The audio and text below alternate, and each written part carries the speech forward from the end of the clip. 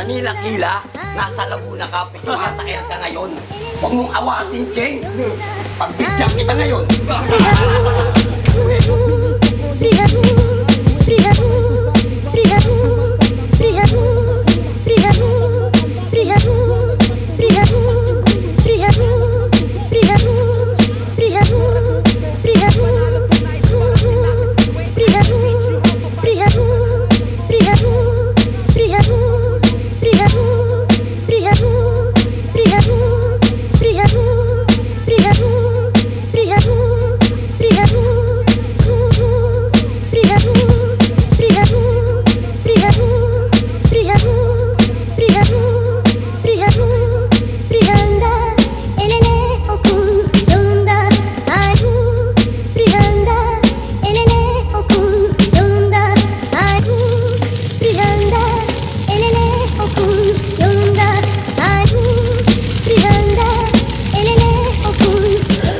Yo, Sunugan Kalye! Nandito kami ngayon sa Tondo. Lahat tayo magingay! Lipsy as music. Sa kaliwa ko, pag-ingay para kay Tonsi.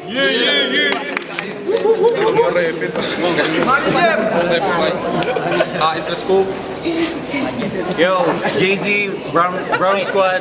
Sa kanan ko, from Baluarte ng Cavite, magingay para kay Waway. Si Production. Shoutout nga pala sa lahat na nagpapa-shoutout. Ayun, shoutout sa mga tropang suporta sa atin dito to. Si JC, si Because, grupo niya, Flowem, si Romantico, Dakila, si AK sa pagtulong sa event na to. Yun. So, sino nanalo? So, ayun na, nanalo siya ng... Di ba ako? Kamaw na. Okay. So, unang balat para kay Tonsi! What's up, Sunugan? Papi! Dahil sa isang kaibigan ako'y inanyayahan, talagang ako'y ginanahan. Kaso lang natapat sa pinakamangmang sa larangan. Parang nilaban kay Badang, sure win ang aking galawan. Lamang, pero magpapakapatas, gusto ko lang inyong malaman na nagpakabobo ako ngayong gabi para pumarehas sa kalaban. Waway, kamusta? Sa buhay mo, di ako interesado talaga.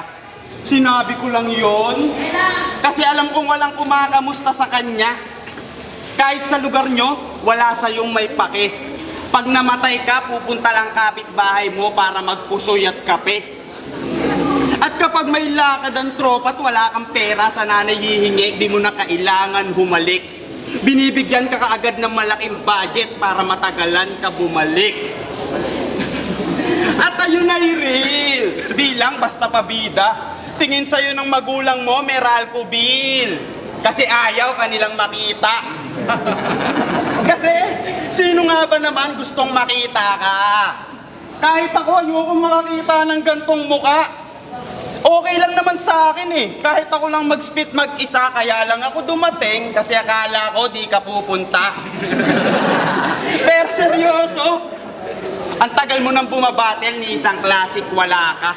Huwag ka na mag-rap. Bobo ka, wala kang pag-asa. Mala-give up tomorrow. Di mo na mababago, meron ng resulta o sa umpisa. Mamamatay ka sa bars. Parang Paco, Laranyaga. At di ka maliligtas kahit magpa-convert sa iglesia. Panis ka sa akin parang eksena kay Princess Thea. Kung usapang skills lang, wala kang makukwento, punyeta. Kung may talent fee ang kada MC, abonuhan mo sarili mo ng 50. At kung hip-hop ang usapan, si Mike Swift isa na sa tatay. Ugali na ng Pinoy ang tumanggap at respeto sa kanyang sunugan na bahay. Ugali na ng Pinoy ang tumanggap kahit anong ibigay. ng magulang, tanggapin na lang, basta wala ng away, kahit alam ko sa sarili ko na di nababagay sa akin ng waway. At nasa Cebu ang tunay na waway, wala sa Cavite, tanga ka. Pero kung ikay magpaka, bahala na, pero dapat mamaya sa resulta, huwag ka magsenti at drama. Kasi alam naman ng lahat na walang panama si Waway sa anak ni Baby Ama. Tan! Yo! Bukas daw ang pinto ni Mike Swift. Aba, malupit. Anak ka ni Mike Swift, ikaw lang yung anak niyang pangit. Yo! Game! Ang tagal ko nawala. Tapos bigla ako sumulpot. Ako'y tahimik lang na nagmamasid sa isang madilim na sulok. Animoy ako'y isang leon na sa magbibiktima ako'y naghihintay. Ang aking dibdib ay mas pinatigas at ang aking pangil ay mas pinatibay. Kabisado ko ang larong to, kaya wala ka sa aking kawala. Kahit na anong gawin mo, wala ka sa aking magagawa. Mas marami pang mas malakas sa'yo na sa aking nagtangka. Kaya kung ikaw lang, wag na. Mahihirapan kang hanapin sa akin ng panalo para sa dilim na ngangapa. Ngayong gabi, tapos ka na, wala ka nang magagawa. Yo! Pagkatapos ng laban, alam mo na meron kang paglalagyan. Wala nang body bag, diretso na sa hukay yan. Alam mo ang hook ko, sabay sabit ka, patay ka na. Wala nang aabot sa akin kung saan ka makakarating. Alam ko na may tira ka, pero ako yung pinakamas magaling. Mga banat mo ay parang vice ganda, in short, ikaw ay bading. Magaling ka lang sa mga kalaban na walang kaalam-alam. Mga suntok mo ay parang suntok ni Joaquin Montes. Kasi ang tira mo, hanggang doon lang sa mga walang palag at walang bayag ng mga mangmang. Yo, nakita ko ang kanyang FB status, Facebook relationship status niya sa FB, single, puta, pati sa pag-ibig, bigo. Walang gusto pumatol sa iyo na babae kasi mukha kang celebrity. Kaso yung kamukha mo celebrity, anak ni Chris Aquino na panganay na di matino. Yo, tapos, pag pinagpapawisan ka, mukha kang tite, nakakahugot lang sa basang bilat. Oo, may TON ka sa pangalan. Tan, 1,000 of kilos, pero literal na wala kang bigat. Pagkatapos doon, scholar ka pala. Sa lahat ng mga scholar, ikaw lang yung pinakabano. Hindi ko alam kung karakter mo lang yan o sadyang ipinanganak kang abno. Kaya, wag mo isipin na magkapares tayo dahil sa akin ikaw ay itinapat, sadyang ibinigay ka lang sa akin ni Kuya Mike para maranasan mo kung anong pakiramdam na lumalaban sa mabigat. Magkaiba tayo ng level at husay, maaari lang tayong magpantay kapag parehas na tayong nasa hukay. Kaya husayan mo lahat ng tira mo, siguraduhin mong hindi ka sasablay dahil sa oras na makabangon ako, gaganti ako. At kung saan kita maabutan, dun ka na mamamatay. Wala nang body bag, iiwanan ko nakahando sa ito. Ayoko magbuhat ng pabigat. Kaya ahayaan ko na morgue ang magbuhat sa'yo. Tapos ihanda nyo na yung kape panlaban sa matinding puyatan. Kasi paglalamayan na to, total nandito na tayo sa sunugan. Diretso na to sa morgue. Ano pang hinihintay nyo? Diretso na sa kamatayan yan. At sabi nila, scholar ka daw, pati sa battle masyado kang pabibo, masyado kang magaling. Wow, kaya pala yung mga tira mo walang dating, puro alis. Ngayon ikaw ay kalat na sinisimulan ko ng mawalis. Ngayon, wala akong pakialam kahit ano pa ang pinagsasasabi mo. Mas mainit pa yung mga baras na tinitimpla na kape ko. Wala akong pakialam kahit ano pa ang iyong dala kasi ako lumalaban ng totoo at walang kaba. Ako kakabahan sa'yo, bakit sino ka ba? Ikaw ay tatanga-tanga, oo, ikaw may suot na baby ama. Pero baby ka lang, ako ang tunay na ama. Time. Gising tayo. Tama na yung tulog. Tangina yung huli niyang linya sa akin ay basag. Baby daw ako, siya ang tunay na ama, gago. Kahit sinong tao dito, ayaw, pag sa'yo nang galing, ayaw maging anak. At saka, ano sila sabi mo, putang ina ka? Babawi daw siya, pag nakabangon na siya, putang ina mo, bumawi ka na. At single daw ako, ang sabi nito. Gago, di ko lang nilalagay sa FB yung relasyon namin ng mama mo. At anong ka-rhyme ng Etivac? No. Thank you sa support. Anong ka-rhyme ng Etivac? No. Ediwac. Tanginan yan, ang bobo ng kalaban ko, lap trip. Napuyat pa naman ako sa pagtrabaho na parang night shift. Kaso wala pala akong mapapala, parang di nakapag-biometrics, bad trip. Tiniis ko pa naman ng traffic, galing Pasig. Akala ko magiging classic, pack shit. Sinayang mo lang punta ko ng mga tao, sana mamaya sapakin ka ni Mike Swift. Kasi bakit nga ba bumabatil ka pa? Tanong lang, walang halong panghusga. Kala mo may patutunguhan ka? Gago, wala. Kasi yung iba kong kilala, nasa bagsakan nagmula, pagkatapos magtanim, umaani na. Ikaw na naiwan sa underground, parang paanang magsasaka. Pero underground din ako. Sadyang nagpaiwan kasi meron lang inuna. Pero pag nagsipag, yung entablado kayang magiba. Bumabali ng liig pag nagbanat ng buto, kaya ilag yung iba. Kasi alam naman ng lahat na pag binigyan ako ng kalaban, ako'y di nagpapahinya. At kung bakit ako'y lumaban, di lang para magka-fun, sir. Gusto ko lang kasi mabawasan yung mga katulad mong cancer. Gustong sumikat na walang talent na rapper. Gusto mo palang sumikat kahit walang talent eh. Bakit di ka nalang mag-vlogger? Itutok yung camera sa muka, tapos magpanggap kang kwela. Videohan yung sarili habang nag-aalmusal, gabihan at merienda. Wala ka namang pinagkaiba sa kanila.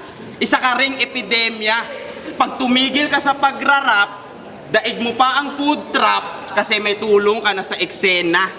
Kaya pagkatapos ng laban na to, yung paggawa ng letra ihinto.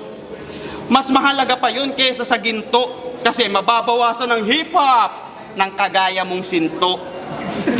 Kasi yung mikropono dapat di na sa'yo pinahawak simula nung ikaw ay pinanganak. Biruin mo, 2019 na, ikaw pa yung pinakawak. Sa harap lang kasi siya ng salamin, nagpa-practice ng munti niyang pagrarap, kaya hindi nagumaling, tanga lagi yang kaharap. At hindi ka nakilalang lirikal sa iyong 4 na taon. Taon-taon kang naiiwanan ng bagong henerasyon. Lalo lang nangalawang ang utak mong nakakahon. Patunay lang yan na nalipasan ka lang at di ka hinasa ng panahon. 2 minutes lang, putang ina, ang tagal ng airtime sa'yo. Yo! Hinasa ako ng iba't ibang digmaan at gera. Ang aking mga bala, ang aking mga bara, kahit saan kanyon ay pwedeng ibara. Pwedeng ibala. Yo, mali ulit. Hinasa ako ng iba't ibang digmaan at iba't ibang gera. Ang aking mga bara kahit saan kanyon ay pwedeng ibala. Katumbas mo sa ganitong liga, Harty Dabam, ako katumbas ko, Ruby Ibarra. Gang! Yo! Ipapadukot ko kay Elmer tsaka kay Lando. Ipapadukot kita kay Lando at Elmer. Ipapagamit ko sa kanila yung 9mm ko na Glock. Tapos gagawin kitang target sa shooting range. Titirahin kita ng M203 para yung ulo wasak. Pagputok, bang! Sigurado yung ulo. Paggalat ng utak, sigurado. Yung utak mo, literal na utak lalawak. Yo, tapos, yung takina, nawawala ako. Tapos titirahin kita ng M203 para yung sigurado yung ulo wasak. Pagsabog ng ulo, literal na yung utak sa sahig kakalat. Tapos habang ang iyong ina umiiyak sa iyong bangkay na malamig, ang iyong ama't ina ay ina nawala na naman. Teka lang. Habang umiiyak sa malamig mong bangkay ang iyong ina, ay uutusan ko ang iyong ama na patayin ang sarili mong ina. Meron akong baril na 2, senyorita at yama, yung nasa kaliwa, yun ang ipapagamit ko sa iyong ama para patayin ang iyong sariling ina. Yo, nawala na ako ngayon, nagbalik. Unawain nyo na lang sana kasi matagal ako nawala, ngayon ay nagbalik sa laban at sabik. Pero hindi ibig sabihin na hindi ako pumalag. Kahit nasa malayo, bitbit ko sarili ko bayag. Marami akong nilabag, yun yung aking pagkakamali. Lumaban ng hindi handa, yun yung hindi madali. Pero asahan mo sa oras na bigyan ako ng magandang pagkakataon ng panahon. Iwasan ng trabaho at ang sarili sa pagsusulat ay ibaon. Handa ako bumalik para sarili mo ay aking ikahon. Lamang lang kayo kasi meron kayo panahon na mayaman kayo, may pera, hindi nyo kailangan magbanat ng buto. Ako kailangan ko magtrabaho kasi kailangan kumain ako. Kayo, wala kayong ganun. Umaasa lang kayo sa magulang mo. Ikaw yung literal na pala mo na magulang. Doon ka nagkulang. Kasi ako, lumaki ako sa kalsada, street hustlers. Yan yung tawag sa amin, bro. Hindi ka pwede rito kasi asa ka sa magulang mo. Malaki ang pagkukulang ko sa laban na to kasi ang dami kong ginagawa. Pasalamat ka, ako'y pumunta kahit papano meron kang mapapala. Sa'yo na yung pagkapanalo at ako na ang natalo. Pero kailanman, malaos man ako, kailanman ang pangalan ko sa liga na to ay hindi mawawala, hindi mabubura ang aking bitbit. At kahit ano pa sabihin mo, ako'y hindi magwawala. Dala ko ang pangalan ko kahit matalo ako. Alam ko sa sarili ko na lumaban ako at to ay gera. kahit na balisong lang ang dala, abang ikaw ay may armas o kanyon, lalagyan ko pa rin ng kulay ang laban na para bang may krayola na dala at ako ay sasabog na parang mayon. Ayun ang tanging kong rason kung bakit ako dito nagpunta. Lalaban ako at susulat kahit na ang aking pluma at aking papel ay maubusan na ng tinta. Paalam sa iyo at sa iyong sinisinta, kung meron man sabihin mo sa kanya, putang ina niya. Pagkatapos ng battle, panalo ka na. Marami ka nang ipikwento sa mga kapatid mo at sa mga kapitbahay mo. Ito ang pinakamakadang big break mo kasi alam mo sa sarili mo na dalawa lang yung naging battle mo sa larangan na to. Pero wala kang ipinanalong laban na maganda. Ngayon magtatanda ka na dahil dito ka lang lumamang sa sulat, pero sa freestyle itong tandaan mo. Kahit bukas magkaubusan tayo, hindi mo ako matatalo. Yan ang tatandaan mo at yun ang tanging paraan para matalo ako ang magsulat. Dahil kapag anak mo si Ate Charo, kung ang laban ay freestyle, may beat, tang ina, doon palang panalo na ako. Time. Tapos na siya. Tangina, usapang street, gago, hustler din to. Sana ito, palamunin na magulang ko kasi kinakain ko pepe ng nanay mo. Tangina mo, umamin ka na, talo ka na. Tapos, gaganyang-ganyang ka sa gilid, iiyak pa. Ano ba kasi meron? Bakit nilaban? Ano ba kasi meron? Ba't nilaban ako sa mukhang adik na bentong? Matagal ko na yan na-question. Para kang lasing na naninermon. Samantalang ako, mas deadly pa sa alias ni Pepong. At kung akala mong maaabot mo ako, gago, mababa ka, parang mukha ni FTD. At sa aking tropa, chill lang sa bakasyon, champion na ransom, ako na bahala. Quiet. At sa aking tropa, chill lang sa bakasyon, champion na ransom, ako na muna bahala sa ating killing spree. Papangako ko sa yung kill lahat na makatapat na MC. Lahat sa sunugan, iiwanan kong sunog. Parang Edward Lee. At, tangina, sunugan to. Yung init mo, pang sinat. Magaling ka na sana kung hindi ka nabinat. Tangina, squatter, sisigaw-sigaw sa battle, tapos feeling hip-hop. Ganto yung mga batang pisonet kapag nakapanood ng flip top. At sa totoo lang, akala ko buhay mo ay nag-iba simula nung nagtago ka. Sa bagay, damo dati, shabu na, nagbago nga. Kaya pala masyado ang feeling matindi kung nakaligtas ka sa tukhang, pues sa akin hindi. Ako si Tonsi, MC, na masasama sa watchlist ng sunugan. Ito si Waway, MC, na yung watchlist na lusutan. Kung usapang bato, ikaw ang source ng tropa. Sa sobrang galing mo nga ikaw si Earth Spirit sa Dota. At sa mga tao, tandaan nyo ang mukanto. Si Waway, abangan nyo. Sa susunod, nasa Encantadia na ikatlo. Ikaw yung ipapalit kay Danaya kasi mas magaling kang gumamit ng bato. Kaya sa mga kababaihan, tignan nyo pa lang ang mukha niyan. Halatang di na pagkakatiwalaan. Pag tinanggi kayo ng inuman, agad nyon tanggihan. Yung budget niyan, 125, saktong pang MP Light at Betchin lang. At bago matapos, pasensya na. Nasabi ko ang yung pagbabato. Di ko na sana ginamit na anggulo. Nakasalalay dito kaligtasan mo, baka ako pa may kasalanan pag di ka nakarating sa inyo. Kaya, bago umuwi, nag-text na ako ng PIDEA para susundo sa'yo. 2 minutes. Yo,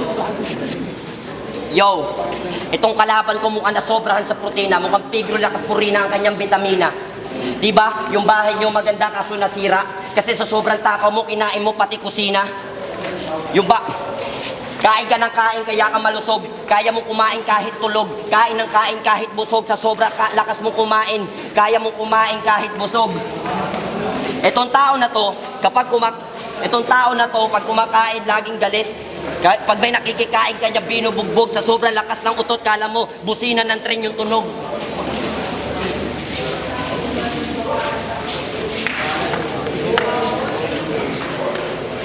Ikaw yung tipo ng tao, ikaw yung tipo ng Pilipino na pagising sa umaga may hawak na kape at may yosing na kasindi, sabay himas sa malaki, lalabas ng bahay tapos makikipagkwentuhan sa kung ano nangyari sa probinsyano na kagabi.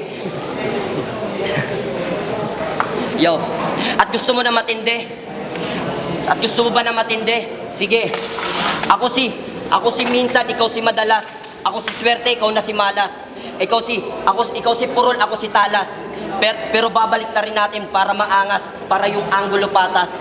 Ikaw na yung matalas, ako na yung mapurol, at ikaw na yung may tira at may angas. Pero ako yung nagbaba at nag-adjust para yung laban maging patas. Magkakaiba tayo ng estilo na dinala. Ako, lumaban ako kahit na may halong kaba kasi magkakaiba tayong dalawa.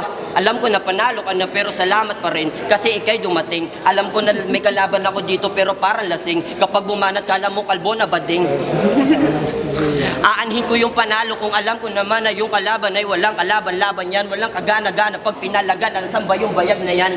Alam ko na, lamang ka lang kasi may sulat ka at ikaw ay nag-abang. Habang ako, andito lang sa gilid at nakatambang. May hawak na baril na 38 at 3 bala lang ipuputok sa'yo. Kung ayaw mo madamay, alisin mo yung mga nasa likod mo.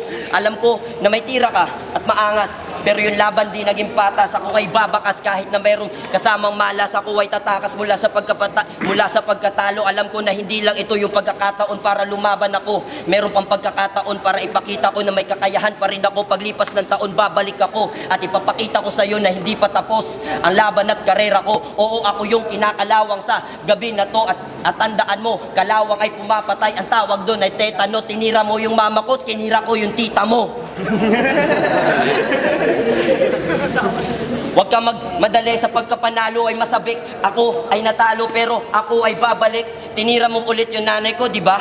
Tanga, pag nilapitan mo yung nanay ko, sigurado nasisipain ka niya kasi black belter yung nanay ko. Alam ni Kuya Joey yun. Yung huling pumasok sa bahay namin hanggang ngayon nasa ospital at di pa nakakabangon. Tapos yung lanseta na pinansaksak ng nanay ko sa kanya pa rin ngayon nakabaon.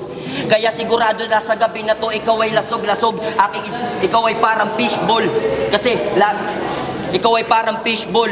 Kasi itutuhog muna kita bago lamunin. Tapos papagulungin na parang bato. Tapos saka kita sisipain. Wala akong pakialam kahit ano pa ang iyo sabihin. Marami kang alam pero marami ako nalalaman. Kaya kitang durugin. Kahit na magkaubusan tayo ng freestyle, di ka sa akin aabot min. Yung sulat mo di pa yan magaling. Ang estilo mo ay parang pambading. Kailangan mo pang magkaroon na matinding sakit para lang masabi na ikay magaling. Ikaw ay dadaing na parang may sakit na hindi nagagamot. Tangina mo, swerte ka lang kasi nalabangan mo ko dahil ako'y nag-joke pero di ka pa rin naabot kahit saan mo ako dalhin. Ako'y magaling. Kung ikaw ay bading, di ka aabot, men. Alam mo yan rin, kahit na saan tayo makarating, ako'y papalag pa rin. Kahit na ano kayo dala, papapatay ako, sasabay ako, kahit saan pa tayo magpunta. Tang ina mo, kalbo, ang pangit ng mama mo. Yeah! Ang lakas nun! Yon! Tonsi versus Waway. Sunugan kalye magingay! Ang boto, 3-0 para kay Tonsi.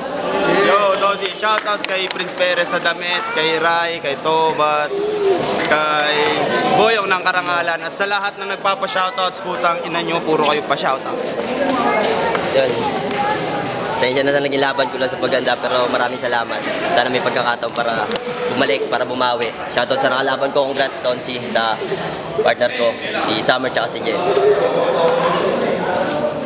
Fernie represent Gumburo sa mas pinili ko si Tonsi, mas malinis niyang nai-deliver lahat tsaka mas may presensya sa tao. Yo, Michael Lisman, siguro tondo.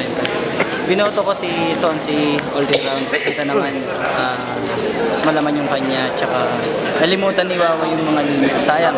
Meron naman siguro siyang bawal kasi nakalimutan. Next time, Tonsi. Yun, all 3 rounds kay Tonsi, mas preparado, mas magaling, malinaw.